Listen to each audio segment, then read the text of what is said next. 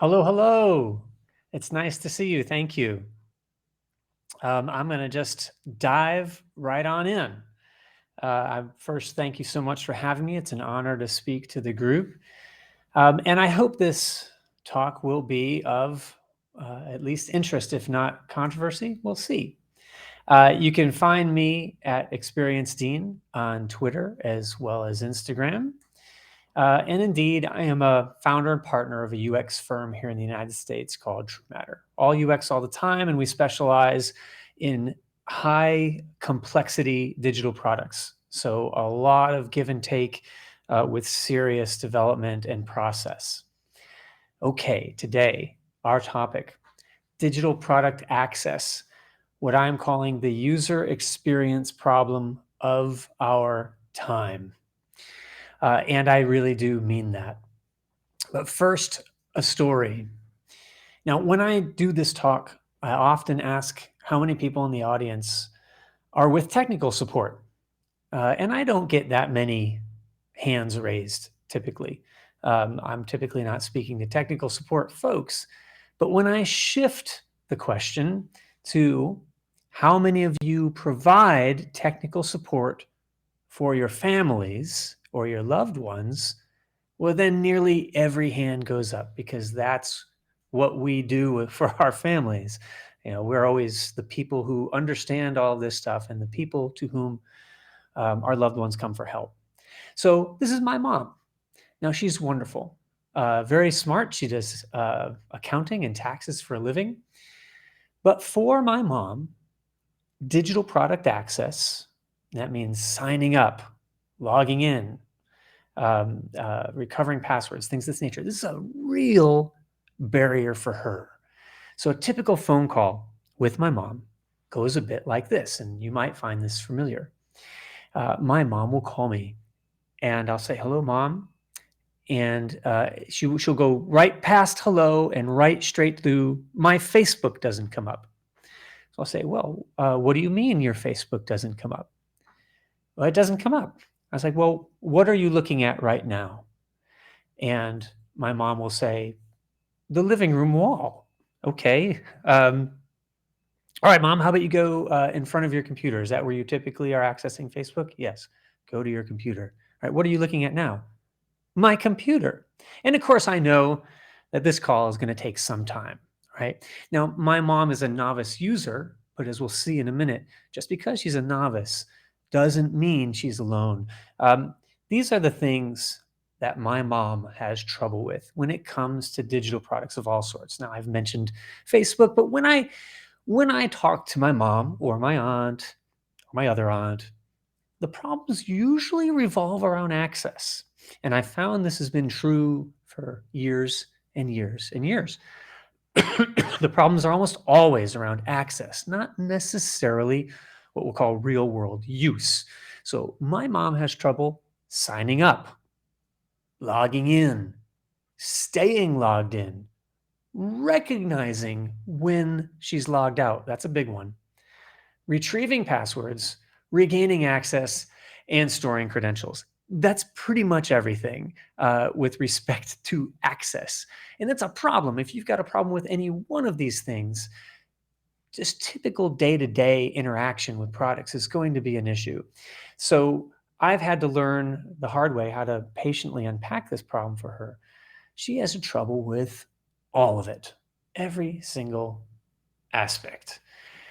Now, my mom is not alone. And remember, my mom's a very smart person, highly educated, all of this, right? Sure, she's 77, but I've dealt with folks who are 90 who are pretty dang good at using digital products. So age is not necessarily an issue because I've dealt with young people who have serious trouble with digital product access as well. But the thing is, most people struggle with access. Novice users, intermediate users, power users, even expert trained users. There's problems associated with this. And what I want to do today is to convince you of the depth of the problem. That's what we're after today. Most product teams, and I will argue development heavy teams, have a problem accepting this reality for what it is. And so I really want to take this to the nth degree today. because my company has been in business for over 20 years, and we learned the problem of access very, very early on. And as I look back on it now, it seems very clear. And let's go back to a project that we did way back when. It's called knowyourdoc.com. And this was 1997. Not kidding. I'm willing to bet that some people listening today weren't born when I had this problem. That dates me a little bit, but it also tells us that the problem is not new. The problem is old. All right. So here is this wonderful Know Your Doc screen that we made. It's as big as I can make it. This is an old product, right? You didn't even actually have to log into this thing, but there was still a barrier. Now, first, let me offer you a quick critique here for fun. This is an old product, as you can see by the mountain of text we expected you to read in order to do anything, by the ludicrous chart and graph that bends at a 90-degree angle. I wonder what person thought of that. And this area where we're trying to hone down our results, and there's a zillion go buttons, and there's a start over button, and there's a learn more button, all this stuff. There's a lot going on, and it's rudimentary. But the real problem, when we did a bunch of user testing on this, and we did user testing as we were creating the product all the way through building it. And this is what we learned. In order to use this product, you simply had to do a couple of simple things. You had to choose a zip code in the United States, sort of a postal code, and a city, state. And then you could choose a physician specialty and go ahead and click go, and you're going to get a certain number of physicians that you can match yourself to. That's basically the idea of it. Now, that seems pretty simple. You're not even logging in. You don't even have to present credentials. You don't have to present a username and password, anything like that. But we found access to be difficult for people. They had lots and lots of problem in our user testing on the simple upfront stuff. And that was a little either or, choose specialty and go. In other words, before they had to do anything, before they could get into the app, before they could access all the wonderful things we made, they had trouble. And all of the usability problems we found early on were just getting them in. In fact, once they got in, the usability problems dropped, which means even that really ridiculous graph you just looked at was fairly usable, and people had very little trouble. They had trouble with access. And we started seeing this problem in all the user tests we did. And we have done a ton of user testing over the course of our company's existence, and certainly over the course of my career. And this keeps coming up. So the question I have for us today that I want to explore and I want to impress on you and really sear into you is, why is this such an issue? Why is it so hard for people to get into products? All right, first, access lives in this weird space between usability and security. Right? The more usable you want something, you want to remove barriers to getting into something and to using it, right? But if you want something to be secure, you must add barriers, and we must have security, right? But barriers cause what we say in business circles these days, friction. And it really is a catch-22, which means it's a problem that's circular and is very difficult to solve. You're damned if you do and damned if you don't. So let's say your product is hard to use or maybe hard to access, or getting in is difficult. So you reduce access barriers to make it easier for people to get in. Of course, that causes problems with security, right? And of course, that means you have to add these security barriers, which of course in turn make access more difficult, make things harder to use. The very act of solving one problem creates the other problem, and vice versa, sort of in an endless loop. That's a catch-22. Very difficult problem we still live with today. Now, access itself frustrates people, and I cannot emphasize this enough. It perplexes them, and it gets them even angry. All right, let's start with sign up. And everything I'm about to show you is an existing product today. This is not some old product that no one uses anymore. It's really in use today. Now, people in America will know what this is right away. This is the FAFSA, or the Free Application for Federal Student Aid. It's something that all adults who have children entering college, they fill this out. And this helps calculate the type of aid they'll have based on income and things like this. So it's just something everyone has to do, and it's a chore. It's a horrible pain and a chore. I'm going to show you a few screens. This is all sign up. You have to sign up for yourself. You have to sign up for your child, each different child. There are PIN numbers. There are secret codes. There's two-factor authentication at many stages of the process. There are stages of this process that have stages of processes within them. All of the different types of questions asked deal with data that you may not have on hand. They deal with financial data. They deal with sensitive identity data, all of these things. It takes forever to sign up. It's very hard. You almost always can't do it all at once. I can't even understand how people do this half the time, since I am a professional and really just want to tear my hair out when trying to do it. So again, if I speak and I'm in America and I say the word FAFSA, and there's people my age, with college age young people, you can see their face that they understand without even having to look at all these screens. Sign up is difficult. Now, this is a relatively complex product, but the sign up is overwrought, highly difficult.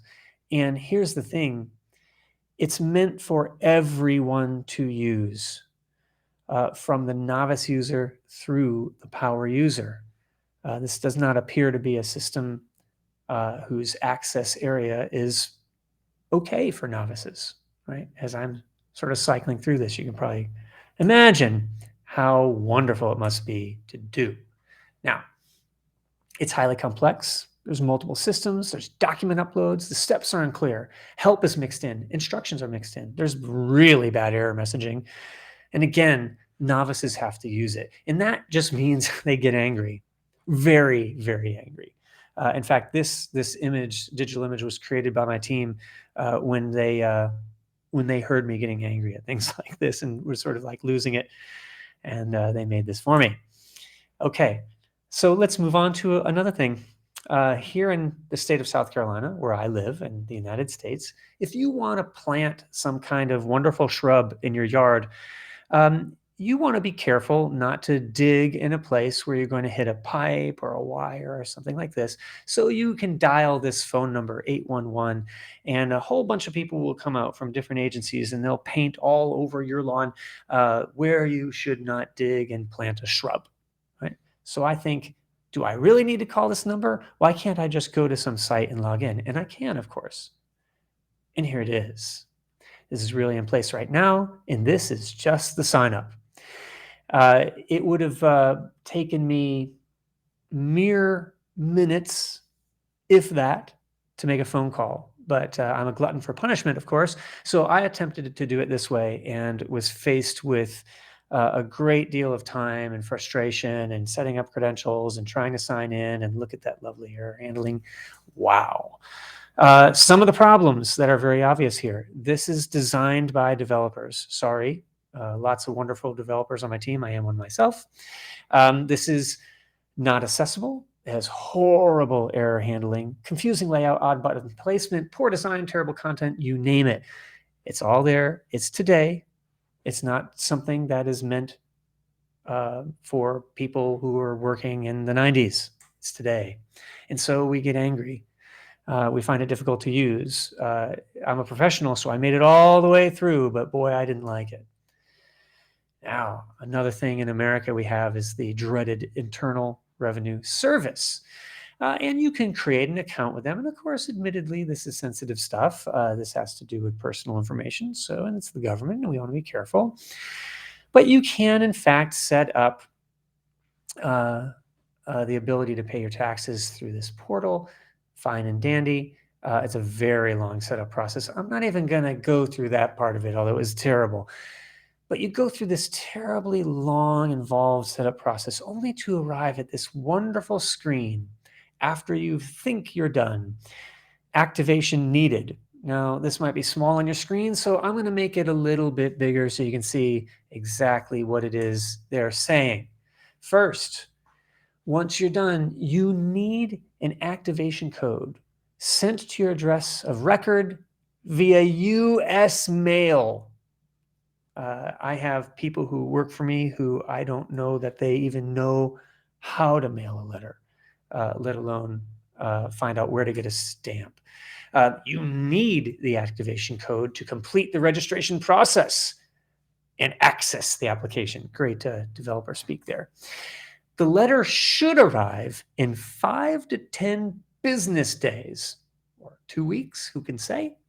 And it explains how to activate your IRS user profile. If you don't receive the letter within 15 days, log in with your username and password to request that we resend a new activation code. Now, of course, I did this. I forgot. I waited 16 days. Too late, Dean. And I had to do this again. And you can imagine how happy I was because I had to wait again to receive that activation code by mail in another 5 to 10 business days. I just want to log in. And again, these are problems that, as a professional in the business, I am having. I cannot imagine other people using it who have trouble with technology. I certainly can't imagine my mom doing this because this is delayed gratification. This is all the responsibility put on me. I got to remember things. They're not communicating what's going to happen well. There's a vague process. I'm not prepared for the fact that I'm going to have to do this, and it's way, way harder than finding in my closet a paper check and figuring out how to send it to a place with an actual stamp and a letter. It's way harder than that. And this is modernity. We should be making things easier. And of course, we get angry. Now, access should be easy. Login should be easy, right? We have patterns for this, don't we? We do it every day. We develop it all the time. It's the most common thing we do. Think about changing your password with Microsoft, which is a whole lot of fun if you've ever done that. And especially if you're a Mac user, right? If you're a Mac user and suddenly, this is how you learn that you have to change your password. Suddenly something just doesn't work. And you have to start investigating why, and you realize, wait. Maybe I'm being prompted to access my password. So I try to log in online, and sure enough, I've got to go ahead and change and re-authenticate with Microsoft, as is my want every few months. But I have to change it on my phone, my desktop app, my web, Teams this, Teams mobile, Teams recordings, all of it, every time, two-factor every time. Not that I can't handle it, not that I don't have the two-factor app, but man, it's pretty rough. Right. And this is partially why I call access the user experience problem over time. It's the thing that frustrates us the most, the things that takes time, the things that we have to do that causes problems when we're in a hurry and need to get work done. All of these problems with Microsoft are simple, even though they're kind of doing the things they need to do for security purposes. It doesn't mean the experience is right. All of these things are true about that process. And these processes are not abnormal processes, but they do get us angry, deeply frustrated with technology. They're ravaging our experience. Now, other problems we have, and they're big ones, okay? Technology and security, evolving very slowly, way more slowly than we would like. You think certain devices have done really well in helping us get access and helping making the access problem simpler. Our phones are a great example of this. We had certain number of digit codes. Now they're usually 6-digit codes. We can handle that. We understand what a PIN is and things like that. And even my mom understands this. So that's good. That's progress. We've moved to Touch ID. Okay, it's not perfectly secure, but it's got the feeling of ease to it, and it helps us use our phones. It helps us use a tablet. Face ID, another thing. Again, also not perfect. I know this has been faked. Yes. But it helps things become easier. And then depending on what app ecosystem you use, you get other types of ease that comes along with it.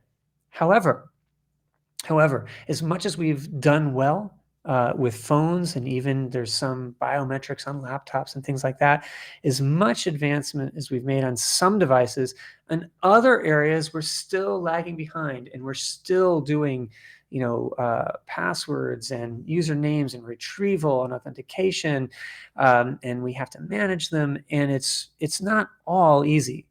Bits of it are. And I would even argue that phones, they've been around forever. Smartphones have been around for a long time now, and we're still solving this problem. So I get the feeling that we're going to be solving this access problem the rest of my career, at the very least, which means it's the problem of our time. All these things are not easy today. They're really not easy. Digital tools and passwords, totally out of control, right? The average person has 100 passwords, right? This is a recent study in 2021. I don't know. I stopped counting as I started approaching 400. I'm sure I've got more. I was like, okay, this is a lot. This blows it away. Conservative estimate. This is just a quick look at the some of the folders in my password manager. So this is why people end up not using these things and having bad passwords and faulty security, because their experience of dealing with so many things is so bad and so problematic. We definitely get this all the time. We see this all the time, by the way, with users. They really are using these passwords still. Only when they're required not to, they're barely getting to that. And don't get me started about how hard it is for people to understand password requirements. Spoiler alert, very hard for people. And innovation has not always made things easier. And that's the real frustrating thing for me. TV, when I was a kid, all right? I'm not that old, right? I'm 50. But when I was a kid, TV was easy, okay? You just turned on the TV. Sure, you had 3 channels and you had to get up and go turn a dial. That's fine. But as soon as you turned a dial, your show was on. You just looked at a little script that said what show was on when. That's pretty easy. As TV evolved, it became more feature rich and more amazing, but way harder to use. And we're now working in this area of reducing complexity of things like remotes. And we're doing a little bit better at it, but not much. We get to streaming television and you have all of the problems of credentials and passwords and retrieval and two-factor and setup and sign in, and you still have remotes. TV is really hard to watch today compared to what it used to be. We're in an explosion, a golden age of content, but it's way harder to do than it was, right? And so we still have to deal with all of this stuff. Credential recovery, brutal. It's so hard for users. They have a hard time with this. I cannot emphasize this enough. They truly hate this and complain about it an awful lot. It's just a fact of life. It is a fact of security, but it's an issue. Imagine what I had to do to even explain two-factor authentication to my mom, who's, again, a very smart person. I simply had to explain it and say, what if you have a key to your house, and you turn the lock, but you can't get in until you call me, and I have to show up with the real key and let you in every time, unless somehow you ask the house to remember you. I don't know. But she got it after that and just looked at me like I was an idiot. And I can't really blame her. And of course, there's terrible consistency with implementing two-factor across the board, across products. It's no wonder people have difficulty with this, big time. Right? Okay. It's just basically a series of difficult experiences, even with the best two-factor. It really is. In fact, the first time my mom used two-factor, she had to stop everything and call me because she was concerned it was a scam, and she'd been so trained to be careful about scams. Two-factor itself felt like one to her, and we had to talk her through that and say, well, this is one of those exceptions, and that was actually a difficult thing to sort out. Again, we're upset, we're frustrated, we're flummoxed, we're angry. It's an experience-crushing thing. And remember, we haven't even done anything yet. We're just trying to get in. And I'm going to argue that single sign-on and big companies, things are not a lot better, okay? Your problems are different, and your problems of access have a different type of scale to them. When we have to define a digital product, this is what we talk about the most.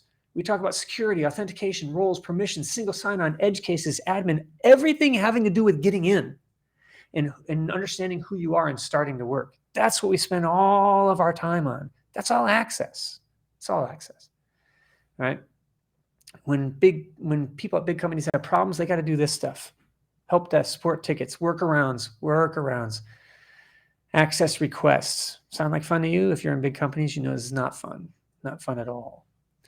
Another problem is that dev teams aren't focusing on access experience. And I mean dev-centric teams, right? There's plenty of dev teams that have lots of great, UX folks and BAs and content strategists and things like that that help. But dev-centric teams with only developers have a real hard time with this. And the main problem is that they feel it's already solved, particularly login or credential recovery. We solve this. We have patterns for this. Let's get to the real work. Let's push our patterns out to people and get to the real stuff we want to do. And that's a dangerous way to think about digital products when the problem is this deep. Okay, access is a problem for everyone. It's a problem for novices, intermediates, power users, and experts, trained people. This is a problem for everyone. We've seen it again and again and again. We haven't yet stopped seeing it. And that's what I'm trying to impress on you today. So, is it bleak? Yes, it is bleak from an experience perspective. It's simply important, desperately important that we know this. And that's what this talk is about today. I want you to never forget how difficult access is for people. And it's going to be a problem for a very, very long time. Remember, things are moving slowly. The public and everyone is able to accept and use less than what we know we can do. And it's going to be that way for a while. So that means we've got to be thinking about it all the time, even when we assume we already have the answer, especially if. I want you to recognize this as a problem. I want you to deeply understand it, and I want you to internalize it.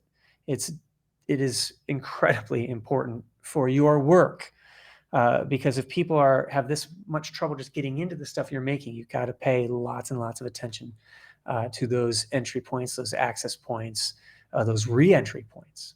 Now, you can do something about this, of course, but that is an entirely different talk where we talk about how you take this realization and move forward with it. And I hope at some point, perhaps I'll get to give you this talk. But for now, it's a victory if you deeply internalize the depth of the problem, because then you can think differently about acting. And a lot of solutions are not that difficult when you think that way. All right, so that's another talk. I do have some further reading though. So we've done a little writing about this, the user experience problem of our time, over at our blog at Truematter. This is not sales stuff. This is just for you. I hope it helps you. And a little spoiler on some of the things you can do, which is tackling the maddening problem of digital product access. If you just go to truematter.com, you find our blog, and you'll find these really easily. But if you're interested, read them. They'll help you, and they'll set you on your way. But for my purposes, in this particular talk, that said, again, my name is Dean, and I really appreciate your attention as I've really laid out the bleak story of digital product access. Thank you very much.